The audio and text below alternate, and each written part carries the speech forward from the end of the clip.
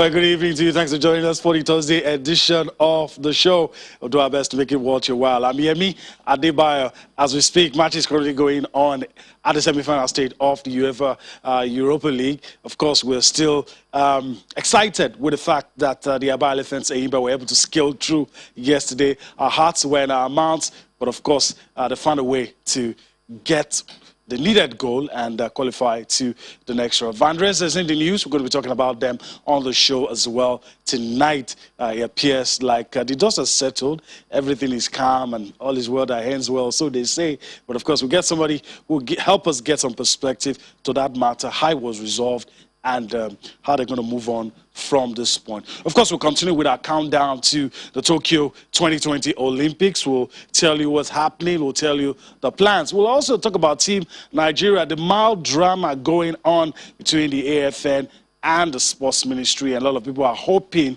that the real actors will not become the casualties in all of this. We'll do that for you as we go on. And we will not forget what happened yesterday in the UEFA Champions League. We'll also try to mix things up with the NPFL La Liga Under-15 promises. That's the outlook of the show today. Sit back, relax. We'll do our best to entertain and inform you at the same time. In case you're wondering how you can be a part of the show, maybe this is your first time, this is what you need to do. If you want to join us, you want to talk to us, you want to send us a mail, you want to tweet at us, you can do that this way. You can send us a mail, sportstonight@channelstv.com. Get across to us on Facebook, Channels for Sports.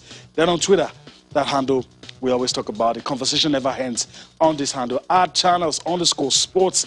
That's how you can get your views across on the show. Let me introduce my partners. They join me. We're going to be taking this trip together, and hopefully at the end of it all, we'll be able to give you the best in the world of sports. Bolu Omoni, seated right next to me, joins me this lovely Thursday evening. Bolu, good to see you. Thanks for being here. Good to be here again. Just a few hours or minutes after Barcelona missed the chance to go top of La Liga, lost to Granada. That was a big, huge surprise. And well, the Europa League is not going well for the English sides. Arsenal currently losing 2-0, while United scored first, and now there are 2 goals that well.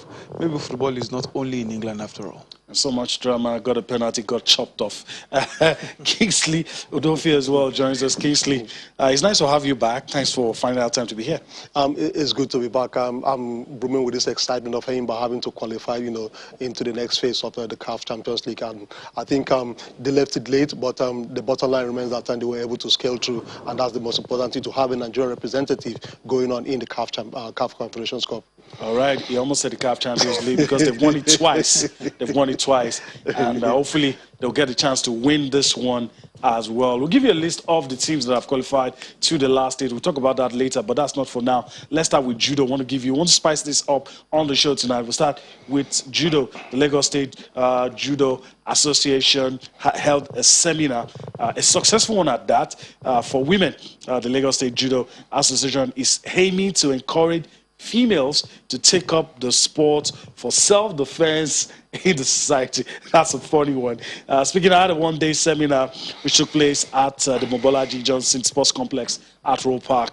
The chairman of the Lagos State Judo Association, talking about Sharif Ahmed, said the aim of the seminar was to woo more women to the sports in their effort to popularize the sport, as well as form of self-defense amidst the security challenges bedeviling the country. Let me just stop here, allow you listen to, of course, the stakeholders say the way it is. Bottom line is not just a sport, it could save your life, and a lot of good things could happen if you know how to do the sports. Let's take a listen to some of the stakeholders. We'll come up for more Sports Tonight.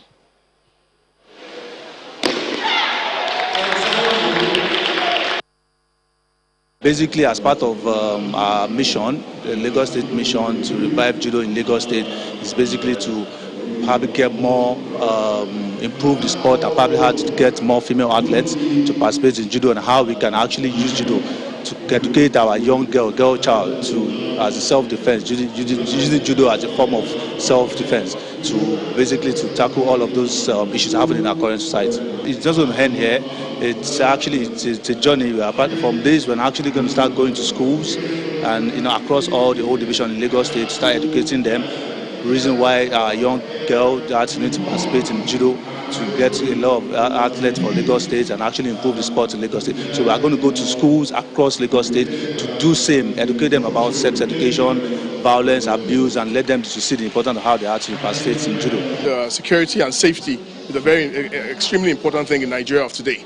And with this event that we've organized in partnership with the Judo Association in Lagos State, we believe that we can help to develop the sport and help to give back to the youth and the future of Nigeria.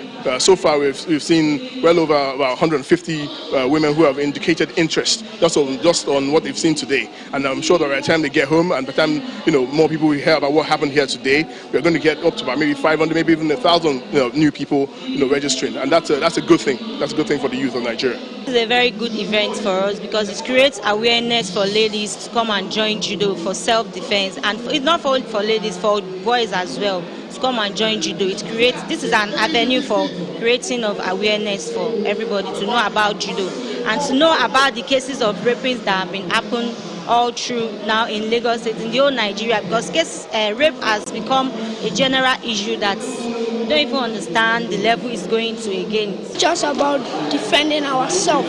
So if anybody wants to take us down, we can use the defending moves and push them down. We learn about brave force and other stuff to protect ourselves. If it's very hard, you don't need to be afraid. Just throw the person, that's all. You don't need to be afraid. Just throw the person. It made it sound so easy. It made it sound so easy. And I wonder why I didn't learn that at the Lulia. I lost a lot of fights. Probably I would have lost that much. But it's sports. That's why we're talking about it. But the added benefit, Kingsley, is that you could defend yourself. Sure. And that split second between an incident happening and somebody losing his life, knowing that sport could bridge the gap.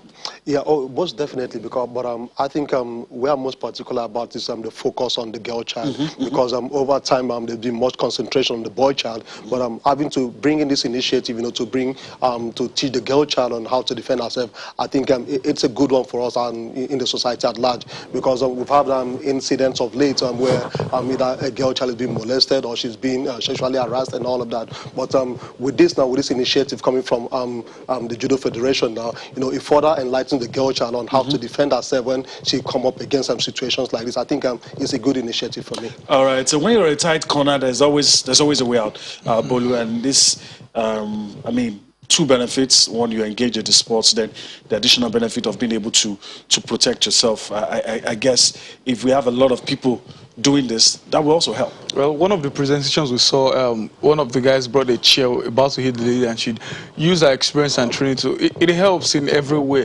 Normally, sports, you relate it to life. Everything, basketball, football, team. There's always a way to find there's always a way to relate it to what we face on a daily basis. So I feel judo is also good, and the fact that it catch them young and interesting, those boys, I think they are twins, so they can even practice with each other well at home. If every child can practice judo, and it's good they are learning from the right process. It means they will know the basics, they will know what is right or wrong, not just picking up fights on the street anyhow. The discipline. Yeah, the discipline of the sport, that's the most important thing. And again, the defense, everything is important, but I like that they are letting them understand that this is sports. You can become a millionaire because of this. Yes. You can become a billionaire because of this. Your life can change because of it. And at the same time, if anyone just tries to harass you on the way, because of the experience, what you've learned, you can even defending yourself publicly can make someone, that person's interested. Because when maybe a 10-year-old boy, a grown-up wants to bully you, you put them down. Oh, where do you learn this? I'm a judo person. Then it's another way of probably publicizing what judo is about to Lagosians. All right.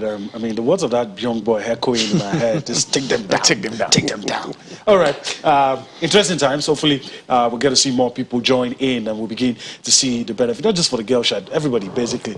All right, let's move on, guys, and talk about the Olympics. Of course, the days gradually is coming up upon us. Let's just tell you officially, 85 days to the Tokyo 2020 Olympics to be held in 2021. I always like to emphasize that. A lot of people ask us, why is this saying 2020? Well, it should have been held last year. COVID-19 didn't allow, but the organizers and all major sporting events have decided it's still going to be 2020, even though it's going to be 2021. So 85 days to go to the main event. A lot of things are happening by the side. But guys, I want to just quickly come back home and talk about what's happening in Nigeria. A mild drama currently going on. It's not palatable at all. And that's what you have on screen. Nigerian athletes miss out of world relays over visa issues. There is the side that will say this may not happen. There is the side that is saying this surely will happen.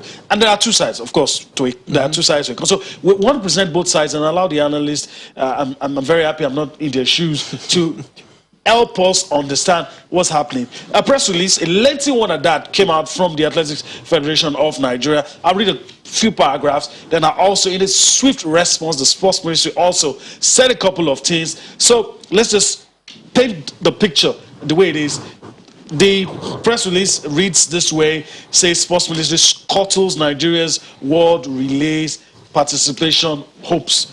Remember, I said a press release from the Athletics Federation of Nigeria, led by Judo, and says Nigeria officially will not take part of the World Athletics Relays billed to start from May 1st to 2nd, 2021 in Poland. The president of the Athletics Federation of Nigeria, Ibrahim Shehu said Nigeria will not participate in the World Relays because the Ministry of Youth and Sports opted to take the athletes to a training tour in the United States for the same relays they are yet to qualify for, instead of a pre-Olympic Games qualification in Poland.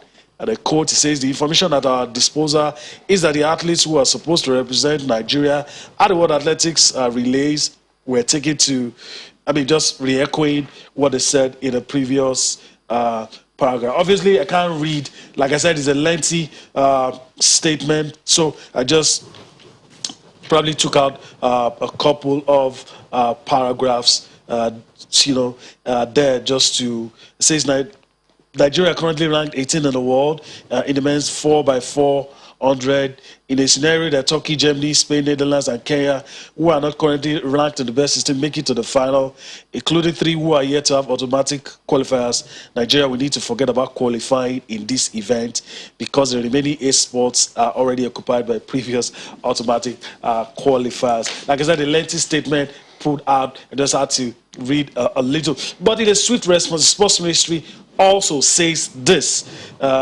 Sports Ministry says, and I'm very sure it's going to be make an interesting read. It says, following the refusal of the Polish embassy in Nigeria to issue entry visas to Nigeria's contingent to the World Relay starting on Saturday in Poland, the Federal Ministry of Youth and Sports Development has moved to ensure Nigeria qualifies for the 5 relay events at the Tokyo Olympics. To this end, a number of athletics meetings have been secured in the United States of America, while a 5-nation relay meeting is also on the card to hold in Nigeria before the window for qualification closes on June 29, 2021.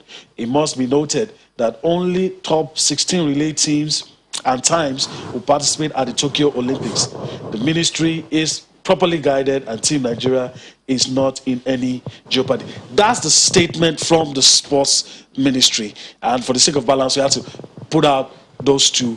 I know you do your lengthy analysis, but first, as somebody who's neutral in all of this, who loves Nigerian sports, it's a messy situation. Well, first of all, I think we need to understand, or this administration needs to understand, that this sports is about the athletes. Without them, you are probably useless. You have no job as an administrator without these guys. Yeah. And for a few years now, remember we once had a scenario between Musa Kid and TJ Oman in the NBA, that NBBF, they had to go to Africa to embarrass Nigeria on who is representing. I think AFN, they are also touring that lane, because for I think about a year or two now, they've been dragging who is the president, Ibrahim Wuso or Olamide. But I think where I'll fault the ministry a bit is they chose their side immediately. They chose the Olamide, or at least the sport minister chose the Olamide judge immediately. So they've been to court back and forth, court adjourned, they later chose Guso, they later came out with a statement again. So until we are sure who is leading this team, we'll keep having this problem, we'll keep going back and forth. It got so tiring that even the World Athletics came, they couldn't find the solution. Yeah. They had to tell them election. if these guys really care about the athletes, I mean both factions, the George or Gusso, why not step down, let's do another election? Because if it continues like this, for example, look at the Making of Champions events they had. They said Ibrahim Gusso approved it. But after the whole event, everything, they said the Olamide George didn't approve that. They sent letter to country that it was an illegal event. So the athletes will be the ones to suffer it. Now, the statement from Ibrahim Gusso says, we've not qualified for the Olympics. You are booking an appointment for pre-Olympic, thinking they've qualified. Then you are saying you have another plan. So to ensure they qualify. One thing, both of them are not saying the truth. One of them is definitely saying, or both could be lying, but I'm sure both of them can't say the truth at the same time. So these athletes will be the one to suffer it. And if it continues like this, it's good news for other countries that are not even ranked up to 18th. Because if Nigeria doesn't qualify, they get a chance. The top 16 teams get to qualify automatically, it means by ranking or by timing, others can get it. It means we are losing more. We are not even assured of getting medals, but at least we've seen the likes of Okan Baranku get into finals. In the final, anything can happen. We've said it over time. Usain Bolt got a false start one day, and someone else picked the gold medal. But how do you pick a medal if you can't even qualify? So now we don't know what is what.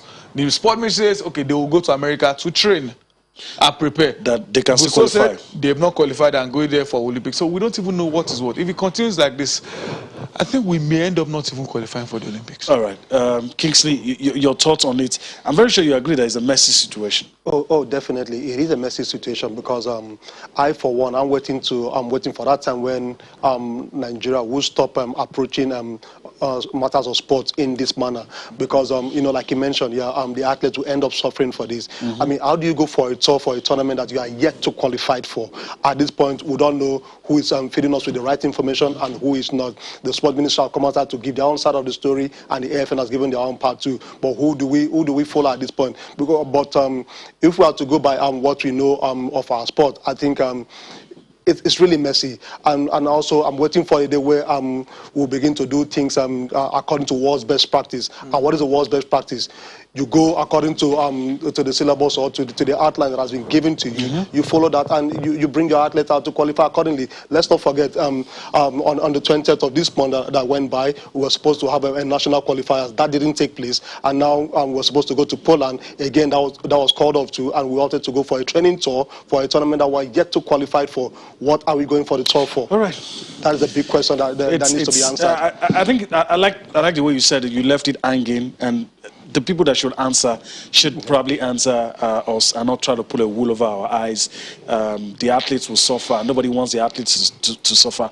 I, for one, don't care who is at the helm, as long as the athletes do not suffer. And like Bolo has said, look, if you really care about these athletes, it's not about any of the people laying claims to being the head of the federation. It's about Nigeria getting an opportunity to be at the Olympics. Sure. And who knows, if we get there, who knows anything can happen in the final. What can happen. All right, guys, let's move on. Still talking about the Olympics. Let's go to South Korea. I think about what is happening in South Korea. There's been this issue of countries deciding whether or not to push up their athletes and get them on the priority list and get them vaccinated before they go for the Olympics. Some countries have said we're not going to do that. Some have started, giving the vaccines to their athletes. Some have said, look, we're going to push this guy up on the priority list. They get it. It is ours, and they are representing us. Some are saying, look, there are other people who need this. But in the case of South Korea, about 100 South Korean athletes and coaches traveling to Tokyo for the Olympics this year have received their first doses of COVID-19 vaccine as the country struggles to keep its inoculation drive on track amid supply shortages. So this is a unique situation. Even in spite of the shortages, they're still trying to prioritize the athletes. Remember we talked about it a few weeks ago that I think it was Canada who started. Yes. Almost everything, good or bad, you need one person to start. Yeah. Now Canada are assured of all our athletes going to the Olympic Games, they are vaccinated. We know all of them. So we know. We've moved them forward. Yes, some are still yet to qualify for one or two events. Now Korea has joined. Other countries will fall in. But unfortunately, we are not even sure of those going for Nigeria, not to think of vaccination. But personally, I don't think there's anything wrong with vaccination. If you are sure your vaccine is good and you are sure of your athletes that have qualified, push them ahead, because God forbid if anything happens, it's on your country, not on anybody. So I think it's a good move for Korea. I'll like easily say something about this when we return, because we need to go on a break right about now. Let's go for that break. We'll come back to talk some more on the Olympics and, of course, the things happening in the Europa League.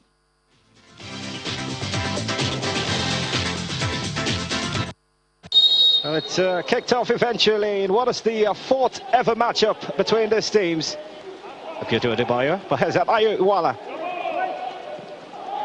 Good chest down. Curran with a cross into the near post. The header comes. Seka lets it fly. Oh, it's the crossbar.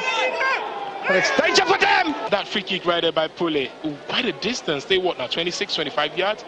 And he did not just only threaten the keeper, he almost actually scored. Farouk Mohammed looks like the man who will take this set piece. Well, it's more of a column who takes it. As I go past the well-formed wall. And a second opportunity. That's a strong hand from Wayne at Sandiland. That's a heavy first touch, but that's well to go past the marker. Good control there. It's an opportunity for Kurum to whip one in. Great hand. And timely save from Wayne Sandiland. But it was not just good enough to end up at the back of the net. It's not a way. It was in! And it finally found it! And the flag goes up. That certainly doesn't look like it's going to count. 6 minutes of additional time.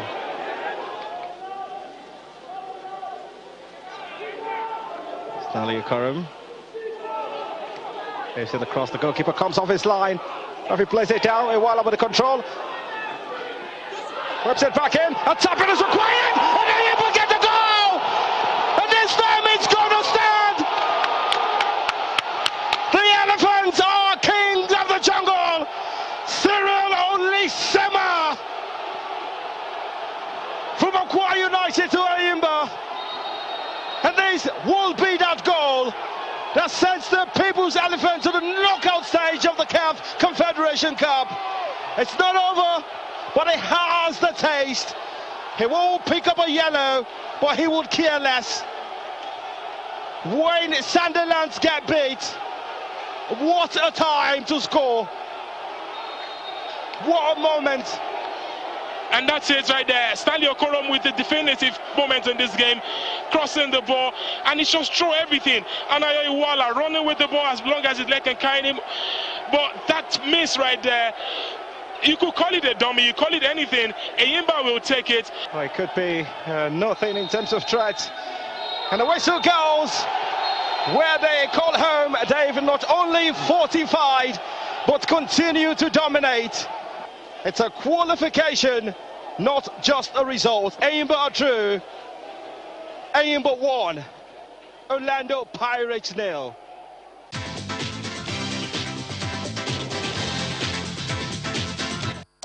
Welcome back. I guess we'll spare the talk about the Olympics for some other time. We'll keep tracking the countries, how they're preparing. Some of them have changed their stance on vaccines. Some of them are already saying, okay, we get the guys who are going to represent us, get them vaccinated.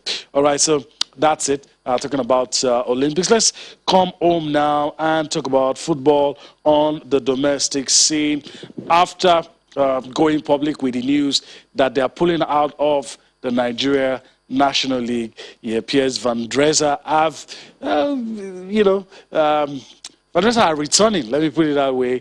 They've decided to allow issues get resolved, and they are back. And it's good news for a lot of us who are happy with the innovation they're bringing, with some of the good things we're beginning to see in the Nigerian National League. This is heartwarming, and it's also good always to throw the part of peace, in spite of how aggrieved you may feel with certain issues. There were things handled behind the scenes, but for us here, the good part is that this team is back, Kingsley. I think It's a good news. It's a welcome development for us because, coming here 2 weeks ago, I never thought that they were going to resolve this anytime soon. But however, I think it's a good one, to have Vandresa back. Like you mentioned a while ago, with the innovation they are coming into the league, I think it's something for other teams to emulate, and for the organizers of the league to see this as something that that they can introduce into the league, introduce to other teams, for them to to carry along to. And I think it's a good one to have Vandresa back. Whatever that might have gone down behind the scene, whatever discussion that might have taken place, I think it's good that the hot air have blown past and both parties have come to have come to the table and resolve whatever there is. And Bolu, they had a meeting and they decided to let's resolve these things amicably. NNL too appreciated the contributions Vandresa have made. They also tried in a way, maybe not the way everybody expected, but in a way they tried to, the real issue about broadcast, they touched upon it as well. And for me, all is well, their hands were. Have they gotten their 50,000 naira for their camera and cable? I guess they'll tell us. They'll tell us that later. But the shows, I think no matter what happens, the bottom line, very important, is that they will continue in the league. That's the essence. The most important thing. Why? Because there were some calls, even from some fans, that we need you guys back. Not because we are getting anything, but like you rightly said, people like the innovation. Now I read somewhere that even Remo Stars, they train and play with the vest they wear to check your meter, your heat map on the field. Those are the kind of things we want to hear and read. And it's, well, should I say sad that we are seeing them in NNL and not in the MPFL? I think it's a huge challenge that we have. So if a team that brings more innovation, everything to your league, viewership, and also, I think it's good it's resolved. That's the most important thing, because if they were still dragging back and forth, probably we would not be here today talking about them coming back. All right, let's quickly go to Abuja and, of course, catch up with Ama Ignis, the media director of Nigeria National League. Ama Ignis, great to see you. Thanks for joining us on the show tonight. Many thanks, Yemi. All right, so, I mean, a lot of us are happy with the news that we're hearing, and I'm very sure the NNL made a lot of efforts to bring Vandresa back. But a lot of us are curious to know what happened behind the scenes, what are the things that were talked about, what are the things that were agreed upon in that meeting held yesterday. Well, Yemi, the truth is that Vandresa is one of our babies. Yes, like you said in your opening lines, the NLL indeed appreciate their style, the innovation they have brought to the league.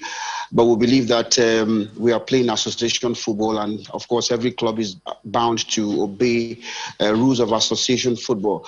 What we decided to do was to treat them like our baby. Indeed, we had to have a meeting to look at the gray areas, to look at what is grieving them, and of course the need for us to also see that we need to move the league we call the most important league, if you'll agree, forward. And of course, all matters were tabled, and we don't want to lose any club. Let the club go down relegation if they cannot make up the effort to leave their status on the NNL. So we had a meeting on Wednesday with the management of both sides, the chief operating officer of the NNL and the chief executive officer, Mr. Emmanuel Adesoya, the barrister Sergio, and then Mohammed, and the entire management team. And we really needed to sit down and look at what is it. Everybody appreciate that we need more awareness on the side from every club media manager. That's why they have media manager, and Vandresa have a media team as well, and they are working very hard. So I think the thing I want to say in a nutshell is that the matters have been resolved. We never had a problem before, even though a lot of people think that was. But even though there wasn't seeming to be any kind of problem, but there was need for us to also look at certain areas moving forward, so that as we start the league this weekend, that's tomorrow, not yet, we must have tidied those areas to ensure that we are sailing smooth and nothing comes to serve as a heat, because we really intend to end the league smoothly. All right.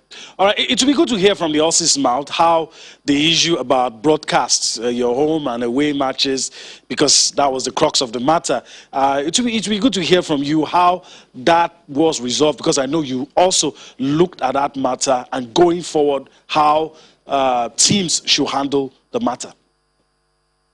Yeah, I mean, the truth is that even in the rule books, the rules and regulation governing association football, especially for NNL, as it is special, that has been contained that every club has a right to cover their matches away. abiding to the rules of broadcast. So what we have also decided moving forward to give NNL more hearing from the club's angle, we have also charged the media officers to be open. They need to tell the stories of the dramatics personnel, that is the coaches and the players. They are the real dramatics personnel. They are the real actors in the field. And of course, for us to also see followers of the clubs, of the various clubs and NNL, be able to see how their clubs are doing, know more about their clubs, the coaches and the players. So what we have said, we had a correspondent before now that every club, irrespective of the number of equipment any other visiting club or home team wants to use in achieving coverage of the match or maybe streaming their matches, they must be allowed. There must not be any hindrance. And of course, there are rules, there are fines to be paid for violation of such rules. I think that will help every club to also know that what Van Dresser is doing, they can do it. It is not just left for Van Dresser alone.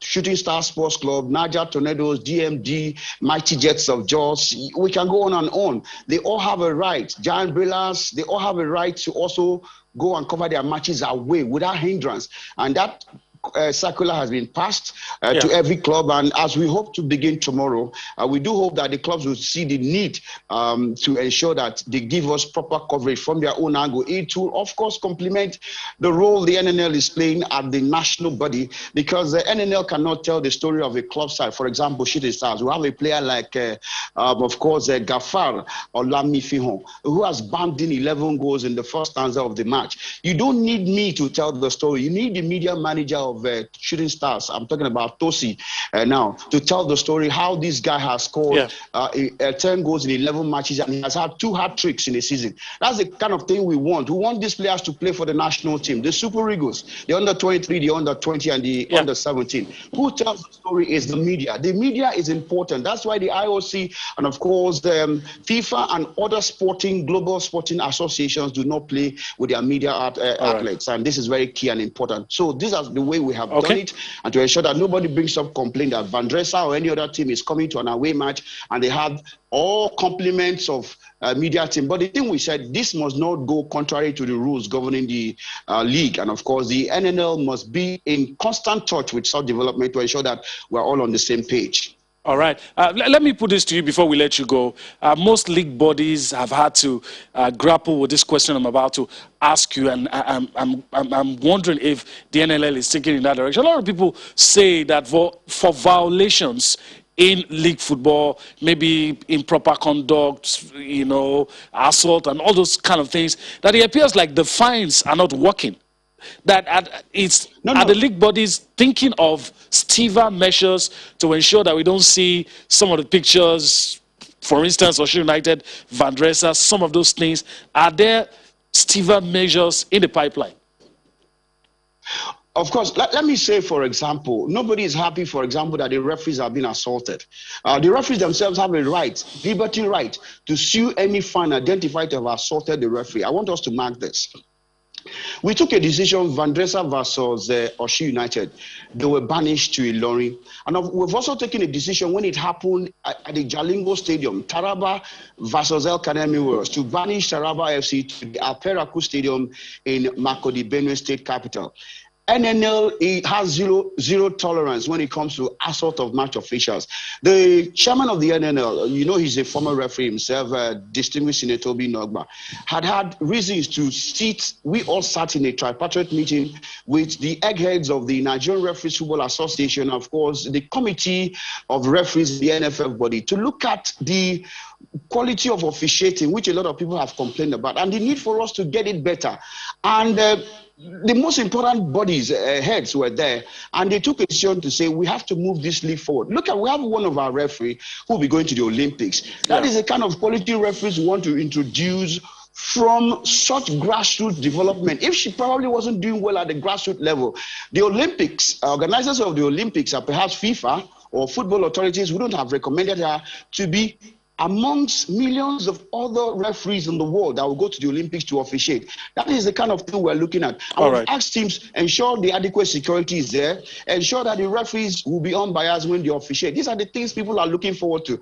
I think we're not letting it lying low. NNL does not think its league should be brought to a disrepute. This is normal. And so we want to say, clubs, you are still charged to ensure that you do the needful by ensuring adequate security is provided, by ensuring that your stadium is also football friendly in all its ramifications, so that we can move forward.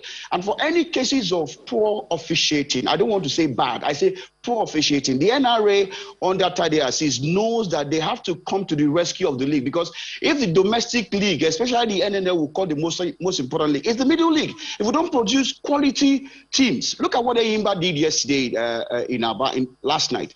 Enyimba has been the most consistent team on the continent for the country. They've gained experience. So we need teams to be well equipped, well prepared, going to the Premiership, because only 4 teams from the NNL goes to the Premiership. So it's important. And again, Yemi, I want to say NNL has very, very zero tolerance to assault of match referees. They are humans. They are capable of making mistakes, but there are proper channels to lay your complaints. When you think the referees officiating did not go in your favor, a penalty has been awarded to you, must you take the laws into your hand by hitting or wanting or attempting to want to kill a referee? What if the referee dies? It becomes another case. It could be more than a personal assault, and then court cases will arise. We don't want such situations. So we've been urging fans, no matter how enthusiastic you are, no matter your passion, please always tread with caution. And I think if we do this, then we'll be really in the right direction.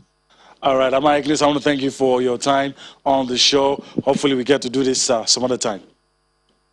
Many thanks for having me, Yemi. All right. So that's Amara Igles, head of media and publicity of the Nigeria National League. You said it all.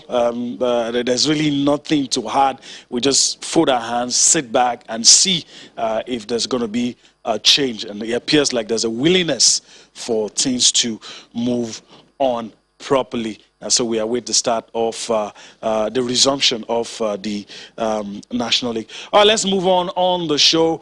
I want to talk. We're going to be talking about the CAF Confederation Cup, but I'm tempted to quickly go to Europa League because of what is currently going on. Guys, a brief mention of the Europa League. We'll get back to. That's what I wanted to talk about. Arsenal, a man down, got a penalty. It was VAR said it wasn't a penalty, but later on in the 73rd minute got a penalty. The man that wanted to take the penalty the other time stepped up, Nicolas Pepe, and he scored. United is actually 4-2 now. They just scored a penalty. Bruno Fernandes just scored a penalty. So a lot of people slamming the English teams should probably take it back. You know, he appears like United are coasting right now. It's 4-2 now, but those 2 away goals might come back to haunt them. But let's leave it let's leave it the way it is now. That's the situation report. We promised to be your eyes and your ears, and we just did that for you. Live updates as we go on. But guys, we need to devote a lot of time to talk about what happened yesterday. Our hearts were in our mouths, and at some point I switched off. I had to be honest. I'm a big Enyimba fan. I love Nigerian football, but 90 minutes and it didn't happen. I thought it wasn't going to happen. But Kingsley, at any point in that game, were you confident that the Aba Elephants were still going to get it done? Honestly, I wasn't, because you know, over the years, whenever Enyimba came up against the South African side, they've really struggled.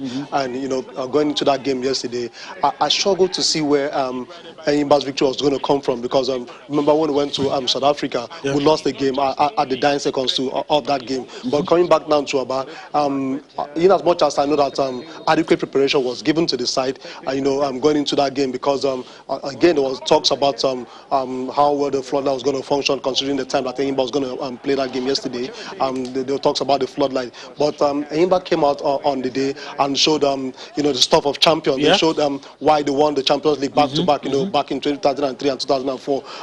Kudos to them. I didn't expect that. Up until the 90th minute, nobody gave them a chance. We thought that, oh, it was going to be, you know, business as usual, falling out in the group stage. But you know, Anayo came up there, you know, with that pass, and then, you know, the striker, you know, punching the goal, and it was celebration galore, you know, for the fans of Enyimba. I was particularly excited because having had 2 Nigerian teams, you know, in the Confederations Cup, one fell by the wayside, and Enyimba going this far, I wanted them to go all the way. If they can get to the final, fine, but to get to the final requires a lot. Enyimba needs to do the basic. They need to do their homework. Anya Siagu, you know, needs to get his ass together, you know, preparing the team. Last time there were talks about you know, delayed flight going to Libya and all of that, and the end result, we all know the end result of that. They lost that game. But coming into about this time around, they were playing in their fortress, and I believe they've succeeded in making Aba, the fortress, and it was good for them on the night. All right, Bolu, you told me off camera that you thought they were going to choke. It appeared like so they won this game, but this danger signs, not converting their chances, conceding goals. They almost. It was a mighty scare in the dying moments of the game. Well, first off, Pogba just made it 5-2 for Manchester United. Probably done and dusted. And Capoue got sent off again, so that means they're playing 10-10, Arsenal Villarreal. But for Enyimba's game yesterday, the fear has always been they failed to take their chances. They had 20 shots yesterday, just 4 on target. That's worrying. Yes, you can see some top clubs get that, but this has been Enyimba's season. Many of their games, especially on the continent, they play well, they fail to take their chances. All the games they won at the Abuja just be by 1 goal margin. And that's a thing to worry about because now they are going to the knockout phase. If you win 1 at home and lose 3-0 away, you're out of the competition. It's over. If it had been head-to-head against maybe Setif or they would have been out. So that's the worry for them. Yes, the goal came very, very late. And as much as you credit Olisima for the goal, you have to credit Anayo Ewala at the moment. Then Tosin Omoyele with the dummy. That's a beautiful goal from the 96. Give them a yellow card. Give him a yellow card. Nobody doesn't matter. And also a brilliant goal. Well, you can say maybe John Noble made up for the error in the last game. After that goal, Orlando Pirates had another chance to equalize, but they made a good save, and that was how. So I think I'm happy for Enyimba, but what next? Kixie talked about the flight issues they had. Now, when they do the draws, if you are going to the northern side, if you don't plan again for your flight or whatever, we'll come back to the same problem. All right, let's see the results and we'll go to the group table. A lot of us were afraid, hearts in our mouths, like I said, but at the end of the day, they pulled through, champion stuff, some will call it, even though the worrying signals still there. Let's take a look at the results, then we go to the table. A lot of us were afraid of Ali Benghazi, because if Ali Benghazi had taken out Setif, well, head-to-head would have come to the rescue of Enyimba anyway. So, but this is what happened. A lone goal by Elephants, the one, and Benghazi couldn't get the job done. So, they cancelled each other out. And I'm surprised that 2 not African teams, because you will have put your money on one of them going through with Enyimba, not even Orlando Pirates. And to me, the summary of all of this, the best team in this group is Orlando Pirates. As far as I'm concerned, because they lost just 1 game. But the table puts Enyimba on top, and it's very good. I'm going to come to Bolu. I just need, before we look at the other teams, did you envisage that it was going to be like this, especially after match day 5 and all the things that happened? I thought Enyimba would qualify. It would have been difficult. Remember, we were saying they needed not to lose their last match, but it would have been difficult to look at who would go with them. I thought probably Benghazi would have won that game and topped the group. Let me pause you. We need to go on a break. When we come back, we'll pick it up from where we're living it right now. We'll also quickly go to the Europa League and also give you a slice of our thoughts on what happened yesterday in the UEFA Champions League.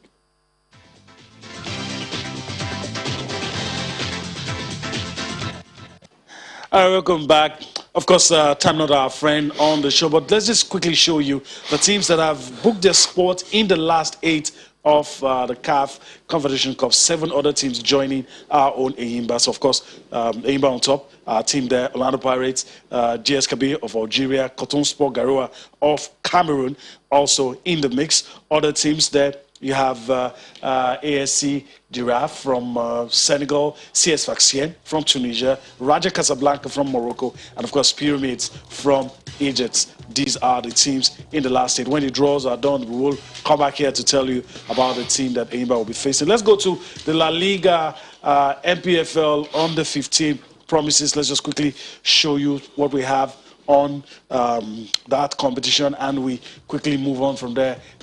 Semi-final fixtures: MFM will take on Katsina United, Warri Wolves will take on Aqua United. These are the semi-final fixtures in the MPFL La Liga under 15 promises. All right, guys, so before I let you go, we're going to move on to the Europa League. We're done with this. Let's move on. And your parting shot, because we have to go right about now.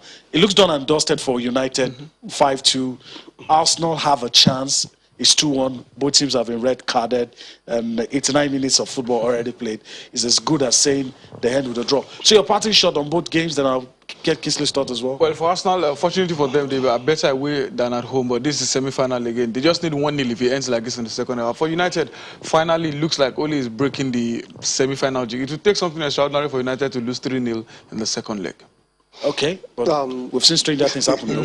Yeah, stranger things have happened in the world of football, but let's not forget Unai Emery. He has been at Arsenal before. He knows Arsenal in and out. If there's any coach that can get Villarreal to the final, definitely it has to be Unai Emery. And also for United, and like he said, let's just hope Ole has finally broken the semi-final jinx that that is always being faced with. But however, Roma are going back with the 2 goals in their backs, and anything can happen from there on. All right, that's a good place to leave it. Guys, I want to thank you. Bolo Money, thanks for being here. Kingsley Dofia, thanks for being here as well. Again. Hopefully we get to do this again some other time. Definitely. All right, so that's the show today. Thanks for allowing us into your living rooms without knocking. It's a privilege we'll never take for granted. We're back again tomorrow. We'll take you on a trip across the money-spinning world of sport. I'm Yemi Adebayo. Bye-bye now.